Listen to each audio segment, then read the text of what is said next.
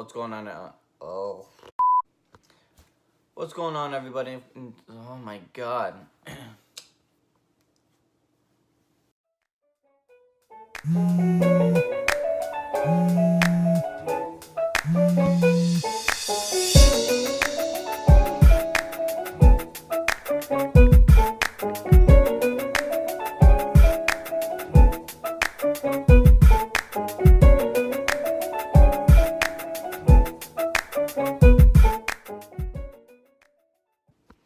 What's going on, everybody? Nick for your thoughts here, and welcome to my next episode. My top 10 list of women empowerment movies. A couple days ago was International Women's Day, and I thought it'd be appropriate, even though I'm a man, but I thought, which is ironic, but I thought it'd be appropriate to make a top 10 list of my favorite women empowerment movies. Yeah. I didn't want to just pick a movie that just had a woman in the lead because I feel like I wanted to see the woman strive for something, be bigger than what people expected her to be, and overcoming adversity. And I thought these movies really did capture that. So let's get to the shits and let's get to my top 10. So number 10 is Enchanted. Enchanted is basically about a girl named Elle who's unfortunately placed with a curse that she has to do everything that people command her to do.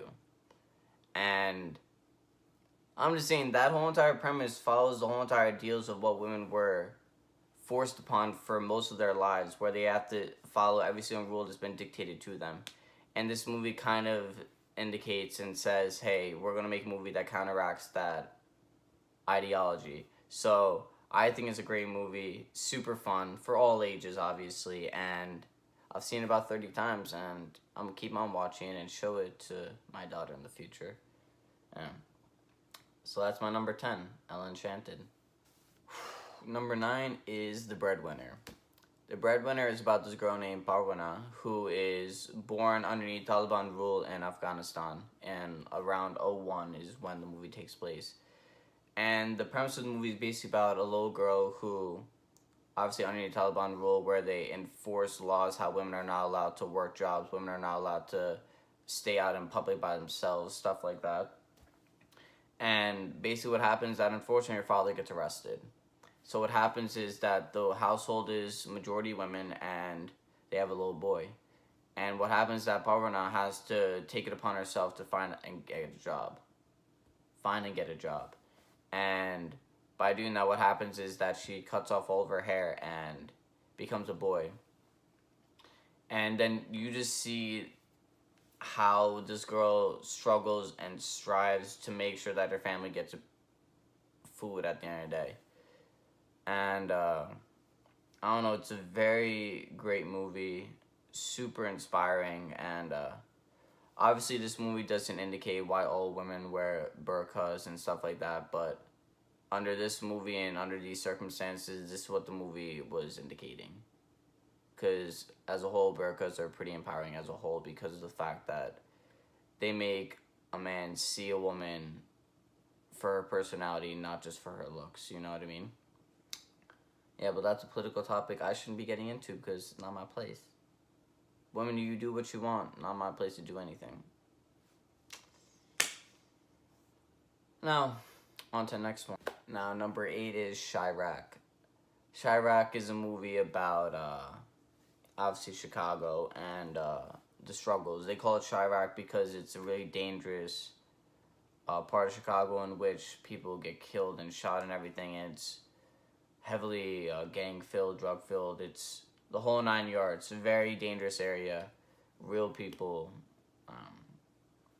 It's real scary there, let's just say that.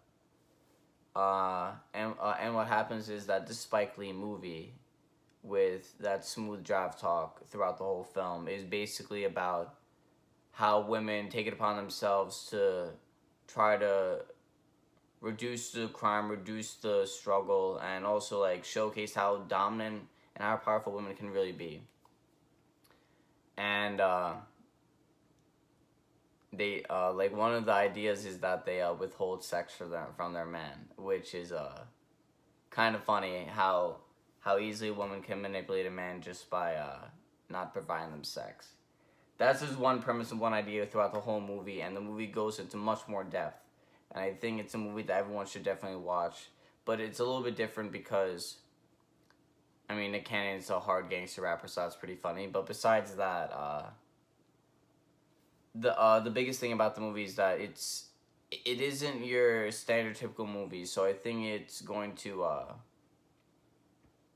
I think when it comes to this movie, you have to let it play out and see if you like it. Not many people were a fan of it, but I truly thought it was a very interesting movie. So, yeah. On to next. So the next movie is number 7, and as I said before, I think I'm going to be leaving number 7s to the most different movie, I guess, out of the list, and it's Persepolis. Persepolis. Yes, Persepolis. It's a movie about a girl who's living in the Iranian rule, and you see the progression of how Iran was a very liberated and very progressive nation until the Shah of Iran came and changed everything. And then a lot of other rulers came after that. I'm definitely not doing it justice because there's a lot of history involved with it. And this movie does give you a good idea on it. And after you watch the movie, do your own research and see it. But it's in the idea of a little girl who's growing up in this time period. And in a way, always rejects the establishment and always fights for her right. And also, like, breaks the stigma of how women should be acting and how women should be treated in certain ways. So, definitely a sick movie. So, not sick as in bad, but you know what I mean. So, a must watch. Number 6 is Devil Wears Prada. And when it comes to this movie, obviously these are my opinion based, so I think that this is a very good movie for women empowerment because it really shows off how grueling the runway fashion industry is and how serious it is and how people shouldn't be taking it lightly or think of it as a joke. And it's Anne Hathaway, fresh out of college in the movie, working for a very prestigious fashion runway magazine. And to see her grind, see her struggle, and see how she almost has to sacrifice her life to and her love and friends to get better and better in the industry. And also, it kind of makes her realize the importance of what's really important to her versus what's important to other people.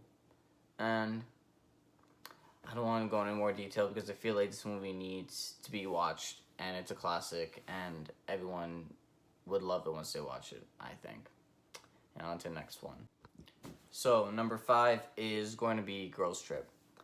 Girls Trip is a movie about Regina Hall, Tiffany Haddish, Queen Latifah, and Jada Pinkett Smith. And, oh man, so Regina Hall is a famous author in this movie, and what happens is that she gets all of her girlfriends to come with her to New Orleans, and it's their trip together. Hence, Girls Trip. This movie is absolutely hilarious. This was the role that skyrocketed Tiffany Haddish into stardom and has an all-star cast of women that everyone loves. This is such an empowering movie, especially for women of color, because even in the movie, they play a lot of the same stereotype roles on how all you need a man to be there and support you. You have to, no matter what he does, you have to kind of accept his flaws and just accept your reality, and which isn't true. Like, girls can make their own path. You don't need a man to dictate what your path should be or how you should live your way. Yeah. Sick movie, absolutely amazing. I've seen it about 10 times, and I definitely show it off to people whenever they want to see a great comedy. So that's why I had to put it on this list, because it's an empowering movie and it's amazing quality. On to the next one. So, I'm going a little bit off the books here, and for my number 4, I did a movie called Queen. Queen is a Hindi movie, so it's a Bollywood movie. And I know for a lot of people, they'll be like, but Nikhil, I can't watch you guys sing and dance and do those numbers. Well, this is a very different Bollywood movie. And I think this is one of the most tameable and one of the most broad spectrum movies to be made. This movie is based about a girl named Rani who, unfortunately, her fiance breaks off the marriage the day before the marriage. And what happens is that their honeymoon was supposed to be in France. So what happens is, instead of dwelling on the fact that her husband or that her fiance left her at the last second, she said, "I'm going to go to France by myself and I'm going to explore it." And to see a repressed Indian girl who's been taught how to do things her whole life and kind of come into herself and become more and more of a woman as she develops her own independence as a whole is such a sight to see. This movie is amazing, and for anyone who's never seen a Hindi movie, I think this is a proper introduction to any type of Hindi movie. And this is one of my favorite, if not my top 5 favorite Bollywood movie of all time, because I don't think there's anything more important than seeing how with Indian culture, it's a very repressive culture, and how they dictate how women should be and how they should stay at home, do their own chores, like be a mom, not have to work. And this movie kind of counteracts all of that. And this movie, fun fact, was a sleeping blockbuster. There's a term that I'm definitely going to put in the writing below. But the movie got no publicity, no commercial or anything, and it became an absolute success. So it's even better for me to talk about this movie, and I feel like anyone who is willing to watch a Bollywood movie, this is the first movie that you should definitely watch. When it comes to my number 3, I'm not sure if I even have to talk about it. It's Mulan. Easily one of the most empowering women movies I've ever seen in my life, and easily one of the best Disney movies to ever come out, period.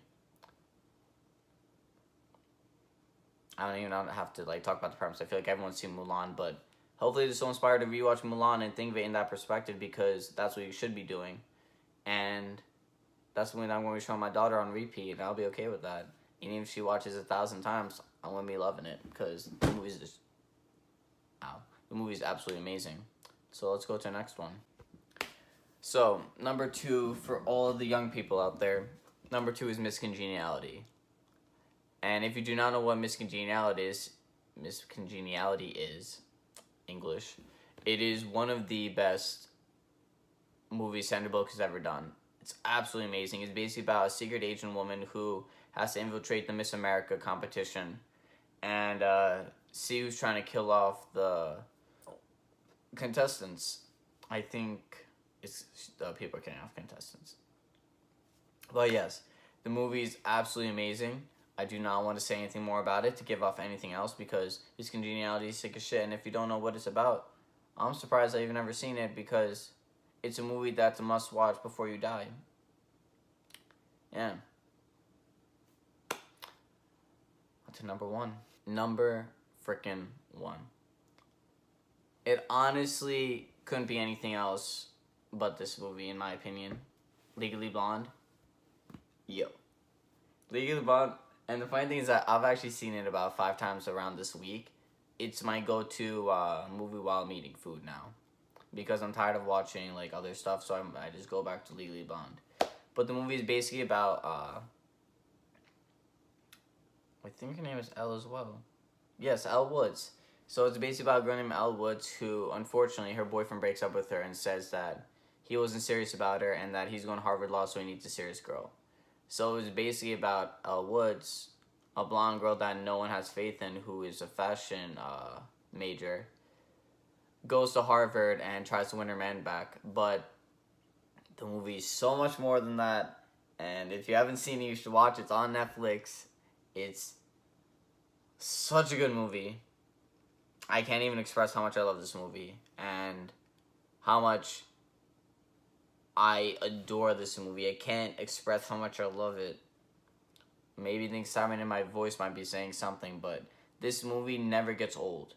And this movie is here's the thing. I don't know that many lawyer movies, but the best 2 lawyer movies are honestly My Cousin Vinny and Legally Blonde. There's nothing else that compares to it, even though I haven't seen a lot of our lawyer movies. But Legally Blonde is freaking amazing. The second one is very mediocre, so I don't recommend that. And the Legally Blondes with the 2 girls from Sweet Life of Zack and Cody, I would not recommend. Sometimes a movie should stay standalone. I wasn't mad at the second one, but it doesn't hold up compared to the first one.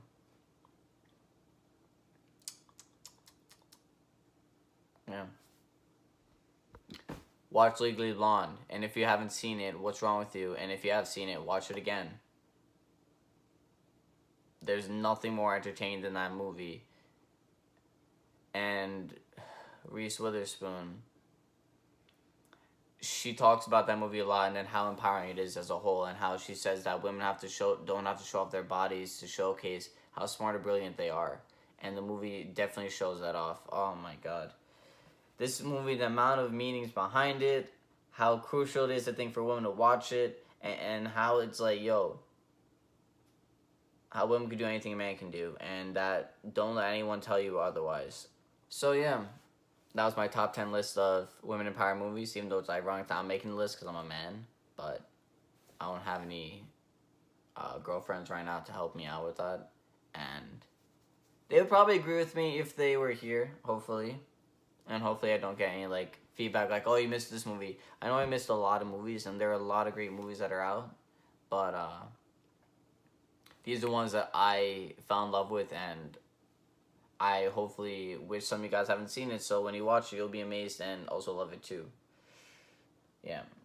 So, that's my top 10 women empowerment movies, and, catch you later. Okay. English!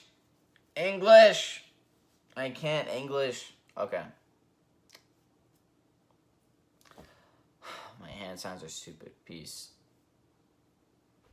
And also, side note, got my food right here.